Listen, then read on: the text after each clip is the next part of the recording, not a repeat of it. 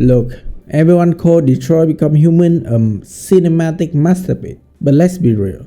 As a professional investigative team, Connor and Hank are an absolute train wreck. One is a prototype that leaked Ramsay like he testing a soup, and the other is a man who seems to be physically allergic to his own job description. Like the most of us, right? But that's the secret. If these two actually work together like a functional team, we would have a boring standard police team. Instead, we got the most uncomfortable, glitchy, and unintentionally hilarious buddy cop sitcom in gaming history. I went through all my playthrough footage one last time, link in the description below, to show you that being 0% compatible is actually the best thing that ever happened to this game. Cyberlight claim that they create the pinnacle of negotiation technology, but Connor's first tactical move?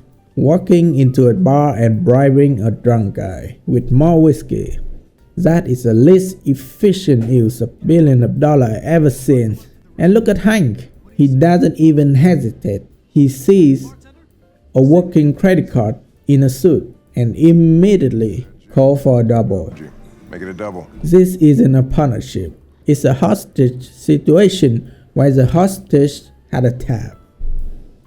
This is the exact moment the detective dream dies. Most games give you a cool partner. Detroit gives you a grumpy man taking financial advantage of a robot. If they actually behave like professionals, we wouldn't get this level of hilarious friction. It's a perfect start to a relationship built entirely on mutual annoyance. Listen, I don't give a fuck about your instructions. I told you to wait here, so you shut the fuck up and you wait here. In the kitchen, Connor is a god. He's reconstructing murders like Gordon Ramsay looking for lamb sauce. Oh, Jesus, what the hell are you doing? I'm sorry. I should have warned you. Okay, just don't put any more evidence in your mouth, you got it? Got it. The beauty here is that Connor is actually good at the job. Hank illegally stuck with him. We get to watch Hank's internal structure between this machine is a genius and I'm going to throw the machine out the window. That tension is the only reason this scene is iconic. Fucking hell, I can't believe this shit. The pinnacle of technology is currently breaking and entering, so you can throw a middle-aged man into a cold shower. Conan isn't a detective here. He's a very expensive, judgmental babysitter. Cyberlife forgot to program personal space into his hard drive. What the fuck are you doing here? A professional android would have called the ambulance, but watching a high-tech prototype slap a drunk guy in a bathroom? That is the content that we actually here for. It turned a dark sci-fi thriller into a domestic comedy, and it worked every single time. Sulu! Attack! Good dog. Attack! Imagine the budget for this one. Sir, we spent the entire monthly allowance on Android rental, so my toaster can stay at them for 5 minutes. Connor, we got better things to do. Please, Lieutenant. Connor is so focused on the mission that he doesn't realize that he making Hank look like the weirdest guy in Detroit. It's a literal buddy cop true play for an absolute cringe because one of them doesn't even have a pose. This awkwardness is the engine that drives the fun. Without it, you are just playing a simulator. Connor, the fuck are you doing? But with it, you are watching a legend comedy of errors. Sexiest androids in town. Now I know why you insisted on coming here. This is a moment I knew Connor was a menace. He looked at his only friend, calculate that he has an 89% chance of not dying, and basically says, "Good luck, Hank, I got a marathon run." That 11% chance of death is just a routing error to this thing. If Connor had played the hero here, we would have a nice moment.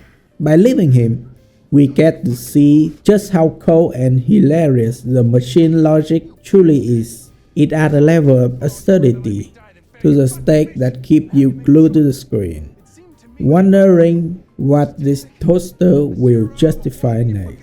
Is that how you see humans, you bastard? Jesus. I understand you're upset. Perhaps I didn't assess the Fuck situation. you and your fucking assessment. Suddenly, the toaster developed a heart. He goes from 89% chance of you will live to I will storm the fortress for you. That is heaven arch for a piece of hardware. He basically become a mouse of toaster, leading his pupil to freedom while Hank watched like a proud, confused father.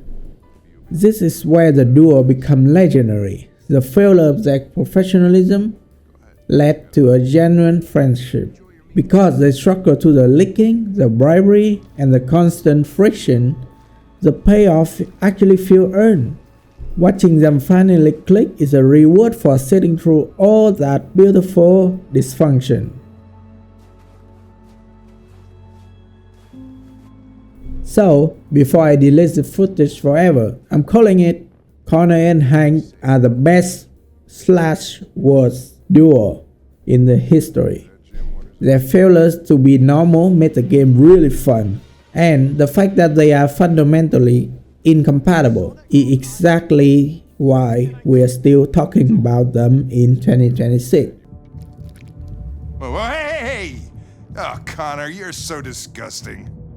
I think I'm gonna puke again. If you're still mad at Connor for the 89% thing, let me know in the comments. I'm trying to build a library of these logic fails, so hit that subscribe button if you like your gameplay with a side of salt.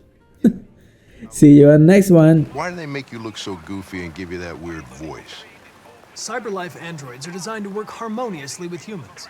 Both my appearance and voice were specifically designed to facilitate my integration.